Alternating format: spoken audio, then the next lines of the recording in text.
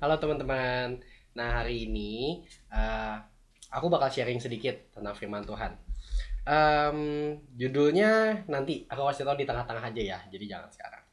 Oke, sebelumnya kita bersatu dalam doa dulu ya. Tuhan Yesus, terima kasih ya Bapa atas pagi hari ini ya Bapa, agar Kau berkati Tuhan, Kau buka pikiran kami Tuhan, Kau buka hati kami Bapa, agar apapun yang Engkau kasih Tuhan ke kami Tuhan dapat kami terima Tuhan dan dapat mengubah hidup kami ya Bapa.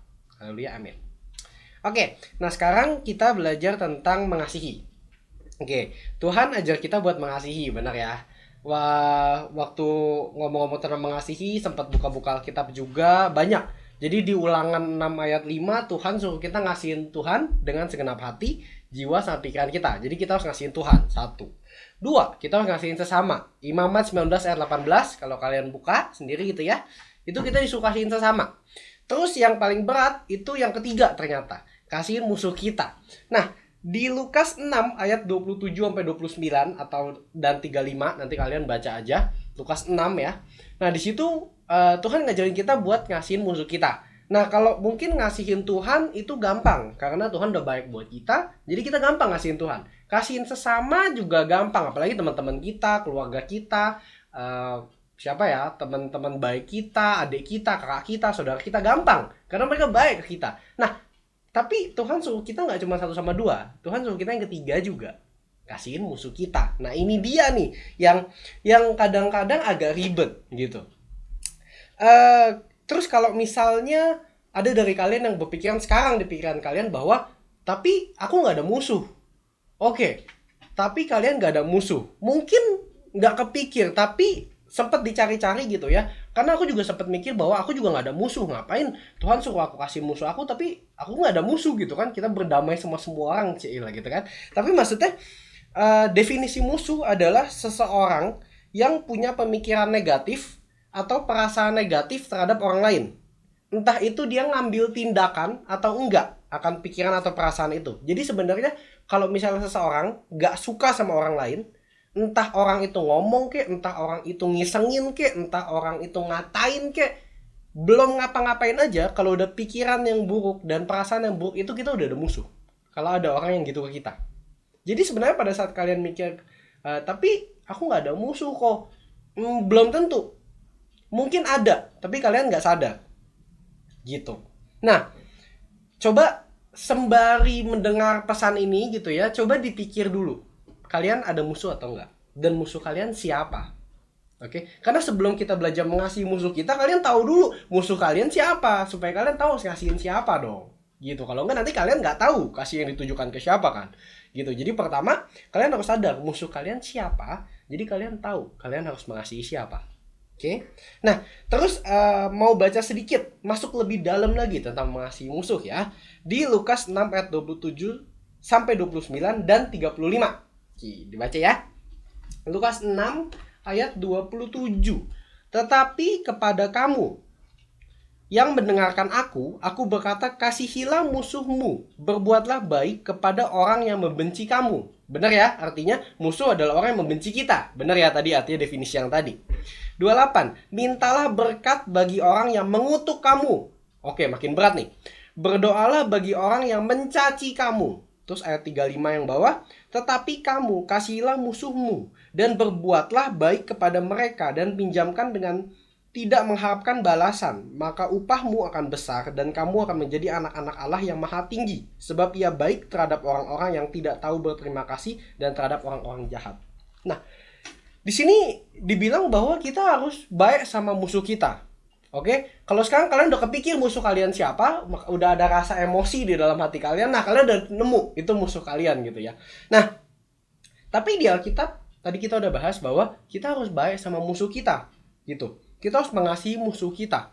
Tadi di Lukas 6 ayat 27 sampai 29 dan 35 tadi aku udah baca, tapi kalau kalian mau baca lebih dalam lagi, nanti tolong dibaca di rumah. Itu Lukas 6 ayat 22 sampai 38. Itu agak panjang. Kalau aku bahas di sini nanti habis waktu kita.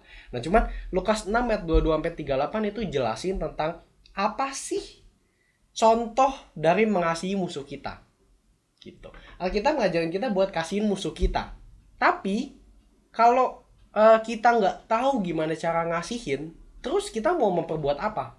Kita nggak bisa bilang, oke, saya mengasihi musuh saya tanpa berbuat apa-apa, itu nggak bisa. Harus ada tindakan yang ngikutin sesuatu yang kita katakan. Makanya kalau kita bilang, Alkitab bilang, kita harus mengasihi musuh kita. Oke, tanda tindakan dari mengasihi itu apa? Di Lukas 22, Lukas 6, maaf, ayat 22 sampai 38, itu ada 16 ayat ya, agak panjang. Di situ dibilang bahwa kita harus ngapain aja ke musuh kita. Kita harus berbuat baik, kita harus mendoakan musuh kita harus memberkati dia. Kita kalau dia ngelakuin yang jahat ke kita, jangan kita jahatin balik. Kita nggak boleh menghakimi dia, kita nggak boleh dendam, kita harus maafin dia, sama kita harus lakukan hal-hal yang kita mau dia lakuin ke kita. Wah, berat nih. Kita harus kasih makan kalau dia lapar, kita harus kasih minum kalau dia haus. Jadi benar-benar kita harus men-take care musuh kita. Nah, terus kalau mereka nggak benar gimana dong? Kalau mereka melakukan hal yang nggak baik ke kita, terus gimana dong masalahnya? Oke, Lukas 6 ayat 22 sampai 23, coba kalian baca sekali lagi. Koko tahu kalian udah baca 2 kali, tapi baca sekali lagi. Di situ kita disuruh bersuka karena upah kita besar di sorga. Dan kalau misalnya kalian mau satu bukti lagi, 1 Petrus 4 ayat 13 sampai 14, kita disuruh happy karena kita ambil bagian dari penderitaan Tuhan. Dan kita harus memuliakan Tuhan. Karena kenapa? Kalau misalnya kita direndahkan, Tuhan yang membela kita nantinya. Jadi nggak masalah kalau musuh kita ngejelekin kita. Yang harus kita lakukan adalah jangan jelekin balik, nanti kita dosa. Jadi kita harus mengasihi dia. Caranya apa? Tadi Koko udah bahas di atas. Sama ada satu sedikit lagi. Kasihilah musuhmu. Kata kasih ini berasal dari bahasa Yunani yang dimana agape. Kalau kalian cari searching gitu ya, agape itu artinya kasih tanpa syarat. Yang dimana benar-benar kita mengasihi orang, nggak mengharapkan apapun, nggak mengharapkan dia berbuat baik ke kita, nggak mengharapkan kita dapat apapun, benar-benar mengasihi tulus. Itu namanya agape. Dan pada saat Tuhan bilang kasihilah musuhmu, Tuhan itu pakai bahasa agape itu. Jadi benar-benar kita harus tulus, nggak boleh setengah-setengah. Gitu. Nah terus kalau misalnya ada dari kalian sekarang bilang ngomong doang mah gampang, tapi susah ngelakuinnya. Benar, setuju, susah ngelakuinnya. Tapi susah bener. Koko yakin susah, buat Koko pun susah. Okay? Tapi kalau kalian mikir gini, Tuhan udah ngampunin kita, Tuhan udah mati di kayu salib, susah gak sih? Susah. Tuhan aja udah sampai di Alkitab bilang bahwa dia capek, ya kan? Dia sempat frustrasi juga, sempat stres juga, gitu, sempat depresi juga, tapi dia ngelakuinnya dan dia ngelewatinnya. Terus kalau misalnya Tuhan seperti itu, kenapa kita nggak bisa? Susah, yes, tapi kita harus bisa. Karena Tuhan udah mati buat kita dan berhasil, kita juga harus berhasil menghakimi musuh kita. Salah deh, Tuhan jadi menghakimi. Kita harus bisa mengasihi musuh kita. Gitu. Kalau kita bisa mengasihi musuh kita udah serupa dengan Yesus. Udah satu langkah serupa dengan Yesus. Sama kalau misalnya kalian bilang, tapi susah buat ngasihin musuh. Koko udah bilang begitu, tapi tetap susah. Yes. Tuhan tapi kasih kita Roh Kudus. Baca Roma 5 ayat 5. Coba. Buka Alkitabnya, baca, Tuhan kasih kita Roh Kudus. Kita nggak bisa ngasih musuh kita dengan sendirinya. Tapi dengan Roh Tuhan yang ada di dalam kita bisa ngasihin orang yang kita benci. Kita bisa kasihin musuh kita. Jadi pesan Koko sangat simpel hari ini bahwa kasihin musuh kalian. Ada orang yang di pikiran kalian sekarang yang kalian benci, yang kalian nggak suka. Entah itu mungkin orang tua kalian, mungkin teman kalian, mungkin.